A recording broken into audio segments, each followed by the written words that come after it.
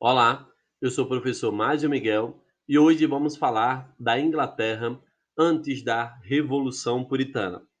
Para começarmos a discutir, vamos falar da sociedade inglesa. Pessoal, no início do século XVI, a Inglaterra estava dividida basicamente em três grandes grupos sociais: o clero, a nobreza e os trabalhadores. Em relação ao clero, nós dividimos entre o alto e o baixo clero. Em relação ao alto clero, era formada pelos mais poderosos sacerdotes da Igreja Católica, que formavam a nobreza à parte. Eram os cardeais, arcebispos, bispos, abades e vários outros funcionários eclesiásticos importantes. Todos dispunham de muitos privilégios e exerciam considerável poder sobre o povo. O outro grupo importante vai ser relacionado à nobreza, representando 3,5% da população. A nobreza, nós podemos dividi-la em dois grupos, uma aristocracia de origem feudal e uma gentry, que é a pequena nobreza. Em relação à aristocracia de origem feudal, ela vai ser muito antiga, que disputava o poder com os monarcas. Eram os duques, os marqueses, condes, viscondes e barões. Entre os séculos XV e XVII, ela tendeu a se fragilizar até desaparecer, esvaziada de seus poderes tradicionais. Primeiro pelos reis absolutistas, depois pela burguesia representada pelo parlamento. A segunda parte da nobreza, a inferior, chamada de gentry, a pequena nobreza, era uma aristocracia de formação mais recente, cujo poder ligava-se mais à sua condição econômica favorável por suas conexões com mais poderosas famílias burguesas do que a seus privilégios ancestrais. A gentry tendeu a explorar suas terras de um novo modo, mais conectada às exigências da economia de mercado, apoiando o cercamento dos campos comunais e inserindo-se na economia burguesa. Seus títulos de nobreza eram recentes e concedidos diretamente pelos reis absolutistas, de quem eram, a princípio, dependentes. O nosso terceiro grupo, os trabalhadores, representando 95% da população, seria o restante da população, que aí podemos incluir a burguesia, os artesãos, os camponeses e servos. Bom, tratando aí e entendendo a nossa sociedade inglesa, podemos avançar para discutirmos no campo da política o caso do fortalecimento do absolutismo. Veja, diante do século XVI e XVII, a monarquia inglesa se fortaleceu e conseguiu superar os privilégios da nobreza e do clero, criando um regime absolutista. Com isso, os reis passaram a ter maiores poderes para interferir de maneira mais direta na economia e em diversos outros aspectos da sociedade. Então, podemos elencar alguns pontos de destaque. O primeiro seria o enfraquecimento da aristocracia rural, como nós vimos. Temos a limitação do poder parlamentar, temos o enfraquecimento da Magna Carta, e em relação a esse documento, você deve lembrar que ele limitou o poder do rei, impedindo que ele criasse ou aumentasse impostos sem prévia autorização de nobres e bispos, que organizaram uma instituição batizada de Grande Conselho. Com isso, as decisões do rei passaram a depender das leis estabelecidas por esse conselho.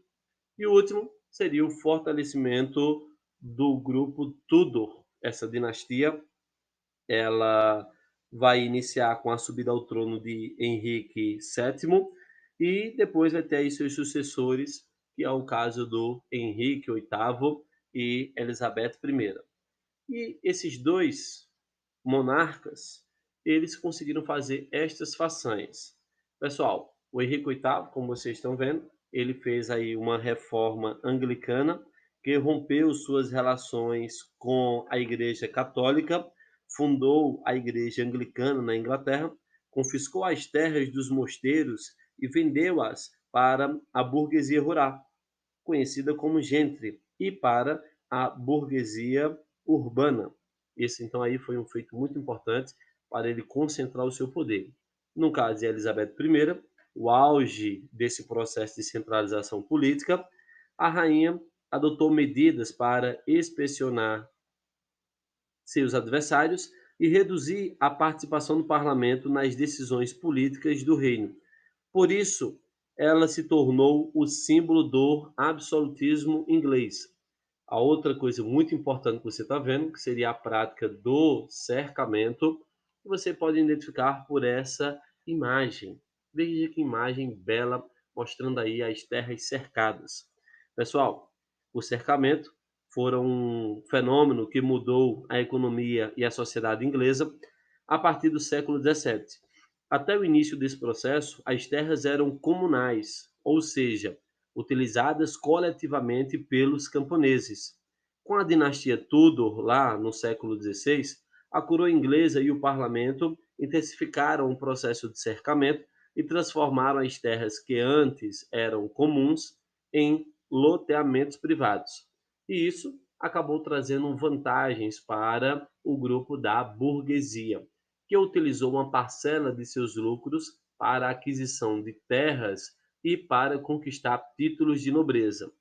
Como consequência dessa prática, nós temos a situação dos camponeses, que foram forçados a migrar em massa para as cidades em busca de trabalho.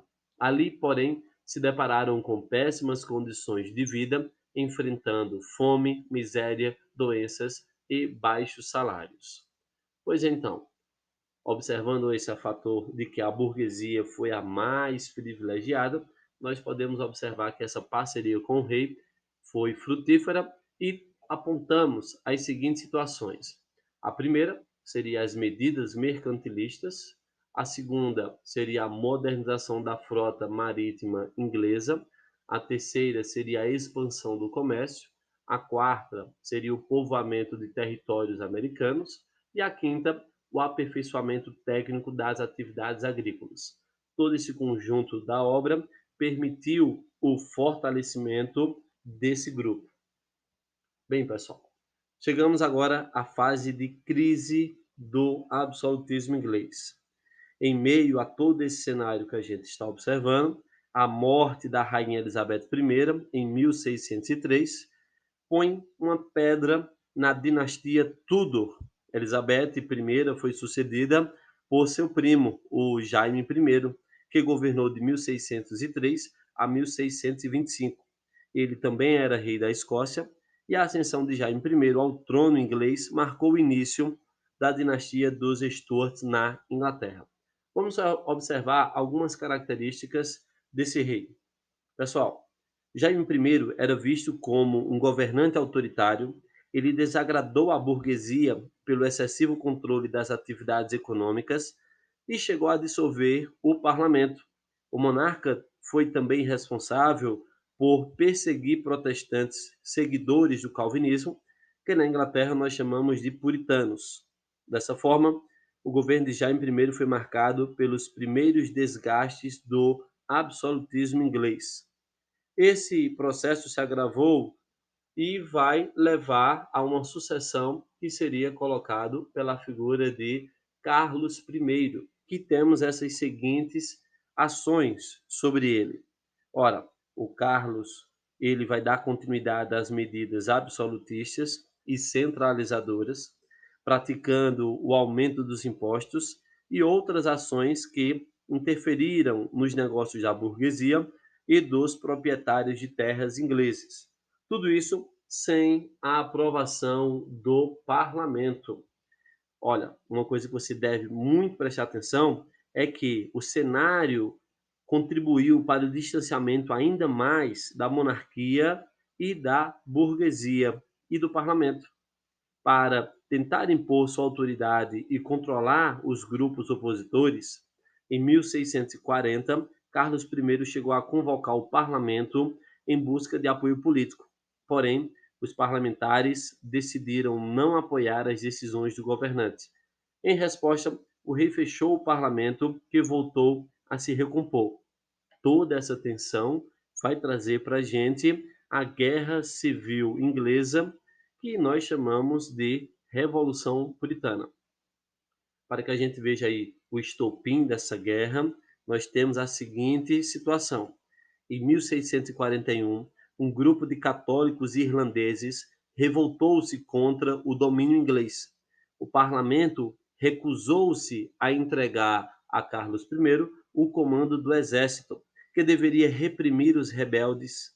Inconformado, o rei organizou tropas, mergulhando a Inglaterra numa guerra extremamente violenta, que nós chamamos de Revolução Puritana. Bem, pessoal, é assim que começa essa primeira fase das revoluções inglesas.